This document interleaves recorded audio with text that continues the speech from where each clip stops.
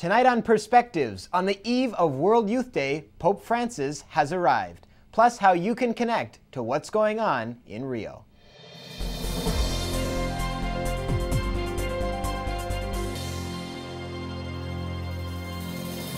Hello and welcome to Perspectives. I'm Julian Paparella. Well, World Youth Day is only a day away, and today, after a 12-hour flight from Rome, Pope Francis touched down in Rio to kick off his first international visit. The Holy Father was officially received and greeted at the Galeão International Airport in Rio by a variety of church and civic leaders, including Brazilian President Dilma Rousseff and the Mayor of Rio, Eduardo Paes. After arriving, he traveled to Guanabara Palace, the official residence of the President of Brazil, where he gave an address and paid a courtesy visit. Now, tomorrow is the official start of World Youth Day Rio, which begins with an opening mass presided by the Archbishop of Rio, João Orani Tempesta.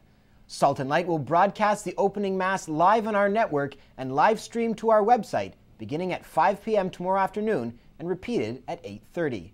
Before each World Youth Day event, our Salt and Light team will bring you World Youth Day Central live from Rio with Salt and Light hosts and guests on the ground. Now, as always, you can watch all of our broadcasts live on our website, saltandlighttv.org. But starting today through August 19th, a number of cable providers are offering Salt and Light free of charge for all their viewers, meaning that all customers of Rogers, Cogeco, Sojatel, Bell Fibe, Videotron, Telus, Shaw Direct, and Shaw Cable will have complete access to all the events of World Youth Day on our television network. Our channel number varies by provider, but can be found on our website, where you can also find a complete schedule of all our World Youth Day coverage. For information on the free view, visit saltandlighttv.org/subscribe. Now, as we gear up for the historic events of this week, let's take a look at the meaning and history behind World Youth Days.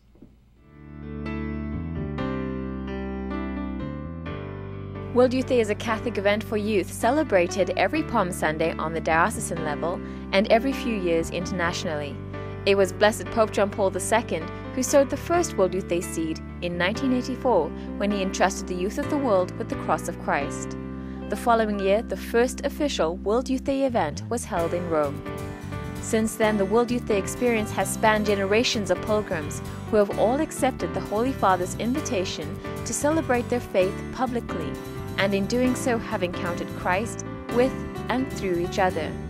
The international celebration has evolved into a 10-day event, beginning with the days in the diocese, where youth experience the local church and their host nation. At the beginning of the second week, pilgrims are welcomed by the local ordinary at the opening Mass. Throughout the week, pilgrims attend catechesis with the bishops. A highlight, however, is the iconic welcoming ceremony for the Pope's arrival. This event kicks off what some term as the World Youth Day Triduum. On Friday, there is a reenactment of the Stations of the Cross. The next morning, pilgrims make their way to the vigil site, where they will hold vigil with the Holy Father and stay overnight.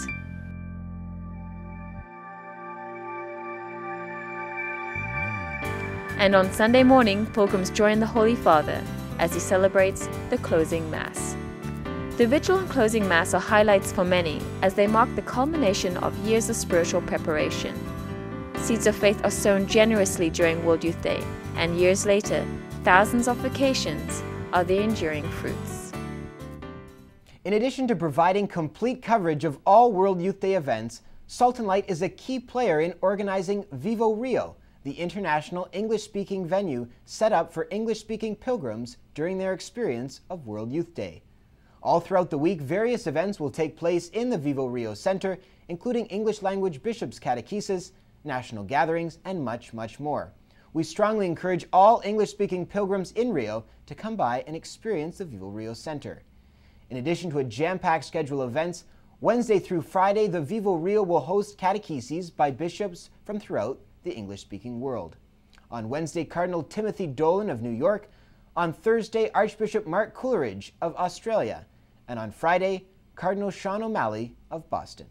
So if you know any pilgrims in Rio, tell them to check us out and make the Vivo Rio Center their English language home this World Youth Day. Organizers of the Vivo Rio are also active on Twitter and communicating everything that's going on through the hashtag VivoRioWYD. You can search Twitter using this hashtag to get the latest from all Vivo Rio partners as to what's going on with Anglophone pilgrims. And in preparation for this World Youth Day, Canadian pilgrims from the Archdiocese of Vancouver gathered for a special send-off Mass, pilgrim walk, and dinner. They shared with us their thoughts as they prepared to head off to Rio. So I was traveling with a girlfriend in Europe, and we got to Madrid, and I was wondering why there were so many people around, why, there was so much security, and I found out World Youth Day was happening.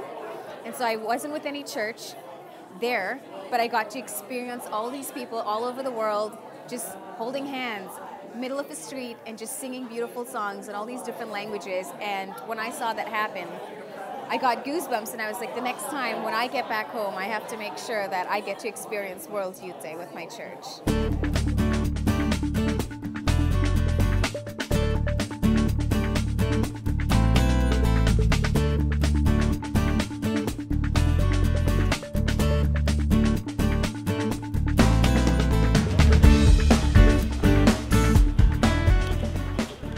Again, this will be my first time, so I don't really know what to expect. I've heard stories from other people about how great it is and how awesome an experience it'll be.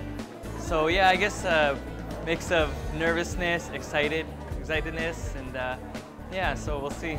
This one, I have a feeling is going to work my patience and my organizing skills and my leadership, because being a group leader, you're going to be in charge the whole time, but we've got a really good group that we're going with, so I think it's going to be a lot of fun.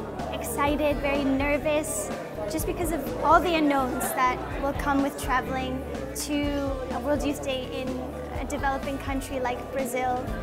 And as in any World Youth Day, a lot of things that you're not able to control. So I'm nervous, but then it's a really good opportunity for us to just hand it all over to God. I think probably just going down, getting really involved in the Catholic community and getting to know other people. Catholicism, it's worldwide. Get to know everybody from different countries and really get to know their culture, and at the same time experience God through them. For me personally, I want to be as close as possible to God and to be more open-minded, I guess, and to not hold back. Basically, I follow the Lord whatever He wants me to do. I feel like this will be a great way for me to learn more and be able to share it to whoever I encountered in my daily life and wherever, pretty much. I'm hoping that my faith deepens and get to a point in my life where I can just open up my heart and God could lead my path instead of me kind of trying to control everything. During a World Youth Day, every step that you take, you're constantly giving it to God, because it can be very challenging. And so when we're back home, sometimes we forget about that. And so I would like to maintain that when I come back home. Lastly, is there any truth to the rumor that you will be serving as the bodyguard for the Archdiocese of Vancouver? I didn't hear about these rumors until today, but if anyone needs a hand, I'm willing to help out, so not a problem. Hook me up. So great. Oh man. Thank you. Oh my gosh, I love that. Perfect. You're a natural. Yeah. In other news, today is the feast of St. Mary Magdalene. Mary Magdalene features prominently in all four Gospels. She was present at the foot of the cross together with the Blessed Mother and John the Beloved, and according to all four Gospel narratives, was the first or among the first to encounter the risen Christ after the resurrection. Mary Magdalene is a model of conversion for us, for Jesus cleansed her of 7 demons in order that she might follow him to the end and be a witness of the good news. Among other things, she is the patron saint of converts, penitent sinners, and people ridiculed for their piety. And that's all for Perspectives today. Don't forget to follow all our coverage of the Papal Visit and World Youth Day. Stay connected to all the action through live streaming on our website, information and blogs on all things World Youth Day on wyDcentral.org and our Salt and Light blog, plus our Facebook and Twitter pages for up-to-the-minute images and details. For all of us here at Salt and Light, at our studios in Toronto and on location in Rio, thank you for joining us, stay with us, and God bless you.